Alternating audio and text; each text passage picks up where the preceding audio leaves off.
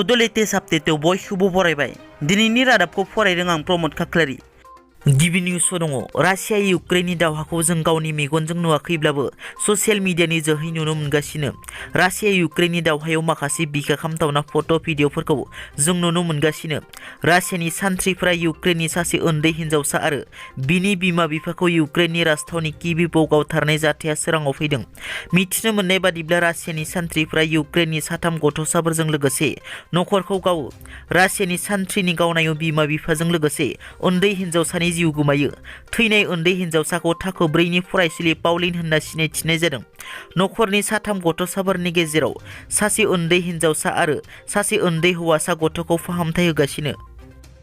बर'नि गेजेराव बावैसो सान सिगां जोनोम जानाय बनसुनि सायाव बारग' मन्थ्रि प्रमिला रानी ब्रह्मनि बिबुंथि। बिथाङा बुङो दि दा जाथियाव माखासे अलखद फैदों। बे अलखद फैनाय समाव बर'नि माखासे आफादफोरा जुजिनो थाखाय असुबिदा जादों सरकारनि नासयनायनि थाखाय। बेखौ नुनानै बनसुआ जोनोम जादों। बे जोनोम जानाया हारिनि अलखद समाव खामानि मावनो होननानैसो जोनोम जादों। बनसुखौ फोजोबस्रांनो सोरबा सानदोंब्ला बिसोरो जाथिनि थाद साननो गोरों सुबुं नङा।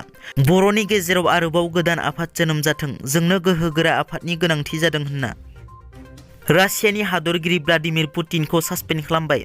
रासियाया इउक्रेनखौ गाग्लोबनायनि थाखाय रासियानि हादरगिरि व्लादिमिर पुतिनखौ इन्टारनेशनेल जुड' फेडारेशननि आफादगिरिनिफ्राय सासपेन्ड खालामनाय जाबाय। बर' समाजाव फिन मोनसे गोदान आफाद जोनोम मोनबाय। बर' हारिनि समस्याखौ नोजोर बोनानै मैया 27 फेब्रुवारियाव हारि सिबिनो गोसो थानाय लाइमोनफोरा इन्डिजिनियास बड' युथ अर्गेनाइजेसन सुंद'यै IBYO गायसननाय जाबाय होनना रायजो राजानिसिम खौरांगिरि मेलनि गेजेरजों फोसावना होयो। बे गोदान आफादनि आफादगिरि बिबानखौ नाजावो कर्नलियास बसुमतारिया, लेङाइ आफादगिरिनि बिबानखौ नाजावो गेवलां बसुमतारिया, नेहाथारि बिबानखौ नाजावो मिजिं मोसाहारिया। बर' हारिनि समाजारि, रांखान्थियारि, सोलोंथायारि बायदि बायदि बिथिङाव गोग्लैसोनानै थानाय समस्याफोरनि सायाव गसंथानो थांखिजों बे IBYOआ जोनोम मोनदों होनना आफादगिरि कर्नलियास बसुमतारिया खौरांगिरि मेलनि गेजेरजों रोखा फोरमायथियो। आसामनिफ्राय इउक्रेनाव फरायनो थाहैनाय आसामनि 4 फरायसाफोरा भारतसिम सौफैबाय। बिनि गेजेराव सासे बर'नि फिसायाबो दं। जों बयबो मिथिगौ भारतनि दाब दाब रायजोनिफ्राय इउक्रेनाव फरायनो थाहैनाय फरायसाफोरा थाबथानानै थानायखौ। मैया आसामनि 4 फरायसाफोरा गावनि आंगो हादर भारत फारसे सौफैबाय। आसामनि 4 फरायसाफोरनि मुं फारियै तन्मय, सिया, हिमाश्री काकति आरो डिजि बसुमतारी। मिथिनो मोननाय बादिब्ला गुवाहाटी मालिगावनि थागिबि बर'नि फिसा डिजि बसुमतारीया इउक्रेननि UZHIN मेडिसिन फरायगासिनो दंमोन।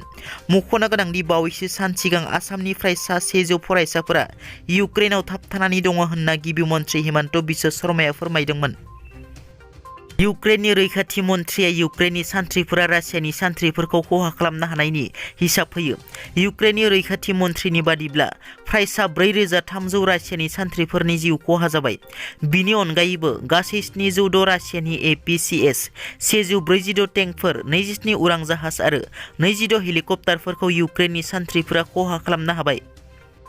इउक्रेननि हादरगिरि जेलेन्स्किया रासियाजों गोजोन सावरायनो थाखाय राजि जाबाय। इउक्रेन आरो रासियानि थान्दैया इउक्रेन आरो बेलारुसनि सिमना गेजेराव गोजोन सावरायनो थाखाय लोगो हमलायगोन होनना इउक्रेननि हादरगिरि भ्लादिमिर जेलेन्स्किया फोरमायो। बे गोजोन सावरायनाया बेलारुसनिफ्राय इउक्रेननि राजथावनि किभिभनि साहा फारसे बोहैलांनाय प्रिपाइड दैमा सेराव जागोन होनना मिथिनो मोननाय जादों। दिनैनि रादाबा एसेनोसै। नोंथांमोना जुदि आंनि चेनेलखौ दासिमबो साबस्क्राइब खालामाखै, अन्नानै साबस्क्राइब खालाम।